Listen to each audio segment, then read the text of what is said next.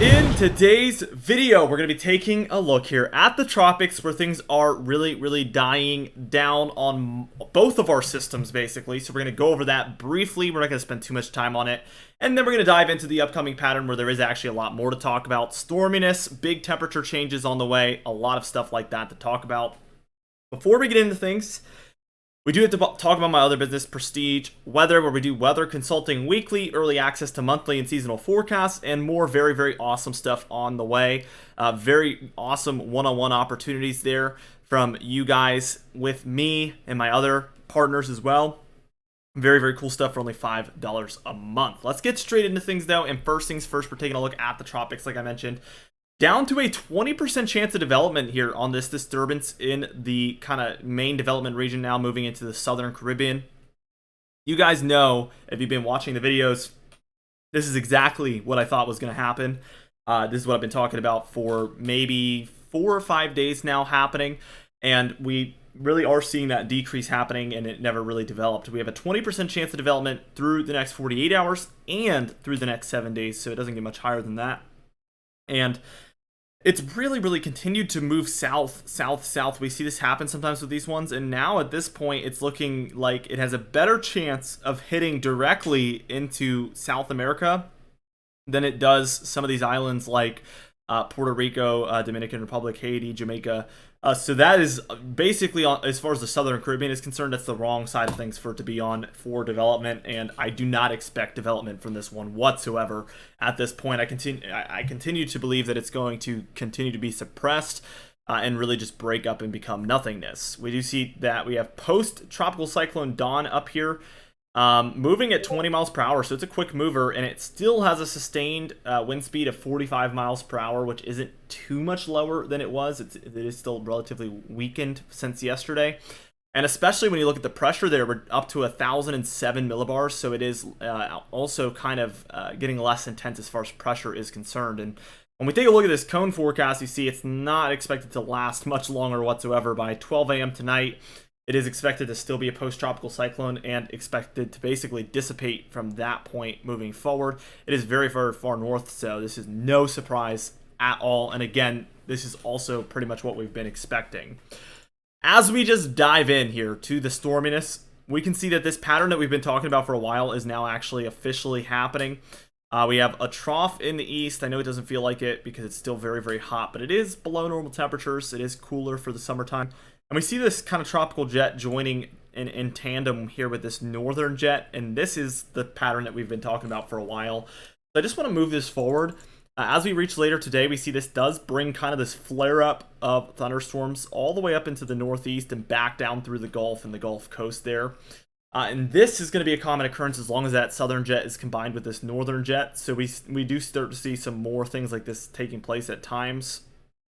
We see something like this by this point. Still some connection here. It's a lot offshore, but we see this northern jet is also leading towards some thunderstorm activity. Increased shear with these types of situations, cold air interacting with warm, humid air as well. All of that leads towards storms flaring up there for the mid-Atlantic and the Northeast.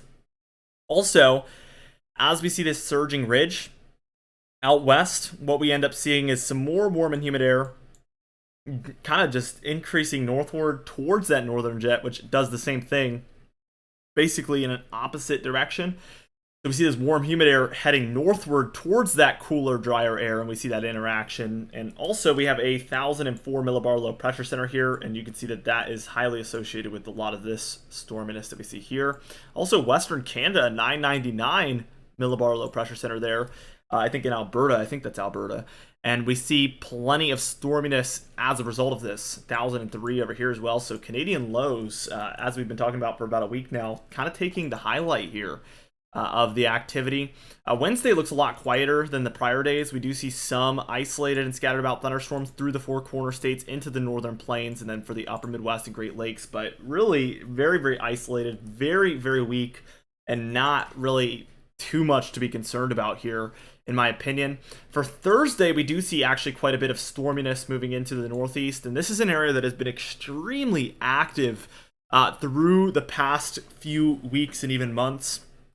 As we take a look, we also see that the upper Midwest has a 1,003 millibar low pressure center right here over South Dakota. And this leads towards some isolated and scattered storminess once again for the Four Corner States, Northern Rockies, and the Northern Plains there. Let's just keep going. By the time we reach Friday afternoon, what we see here is, again, this area, I'm not going to talk too much about it, but there is some isolated and scattered thunderstorm activity there. Same story here for the Northeast, back through the Great Lakes and all the way down through the Southeast. But again, I'm circling these big areas, but you can kind of tell that there is a lot of clearing in there too. Only about 40% or something like that of these areas are even dealing with precipitation. So it is truly isolated thunderstorms. To the truest form, actually. For Saturday, we do get a little bit more organized here. I think there's 1,004. I can't really read it right there off of kind of Cape Cod area. That's where it's near. We see this brings up and down the East Coast some thunderstorms and back through the Ohio Valley and the Great Lakes as well. We see a lot of this activity taking place for these areas. And then, I mean, for the Four Corner States and Rockies here, we do actually see a little bit more organization back this way as well. So definitely multiple areas dealing with some similar conditions. We see 1,002 there over Long Island here for the Northeast. And this is bringing some thunderstorm activity for that day on Sunday, July 30th. Let's just keep going for Monday here. The 31st, what we see is this actually increases to a 998 millibar low pressure center, which is extremely strong for this time of year, I feel like. I guess it is in the north, which is a little bit more common.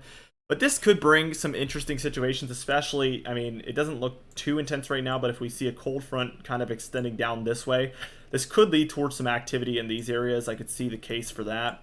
We do see a bit of a thunderstorm flare-up happening here for the Dakotas, Nebraska, Iowa, Kansas, Missouri area there. And again, we're still kind of dealing with this type of a pattern overall. So who knows if we're going to get this southern jet kind of bring in an influx of storms here soon. And speaking of the devil, it does look like that's starting to happen.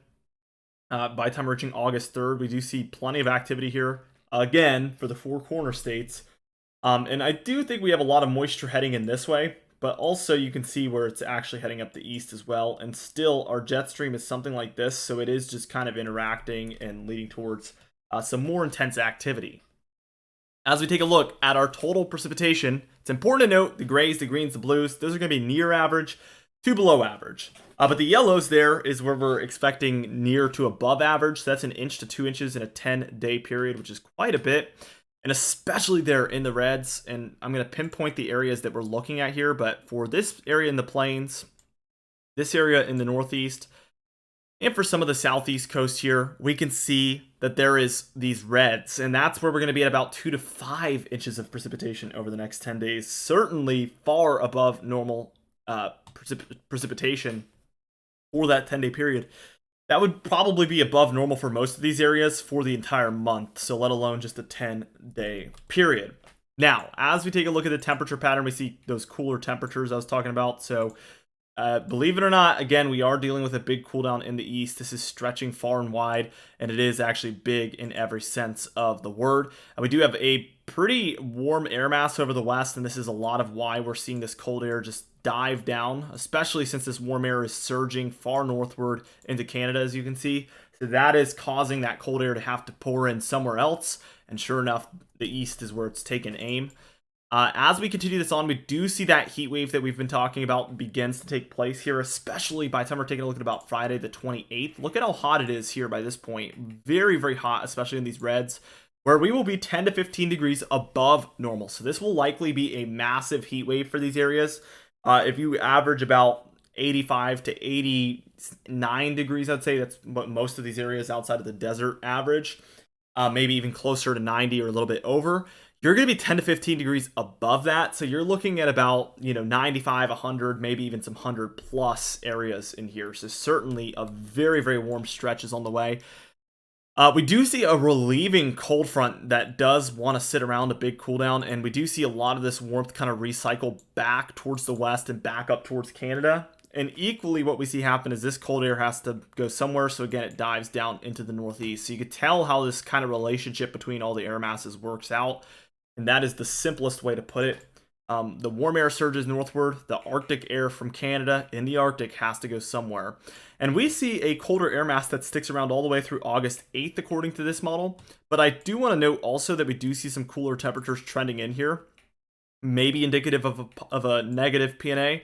And what this would likely do is cause some warm air to fight back and maybe move us back into a heat wave direction here eventually for the east, somewhere around the 10th of August or around the 15th. So all of this to say, we're going to be tracking all of this with you guys daily as we always do. So be sure to subscribe as we do upload every single day. Also, be sure to hit the bell icon for daily notifications when we upload so you never miss one.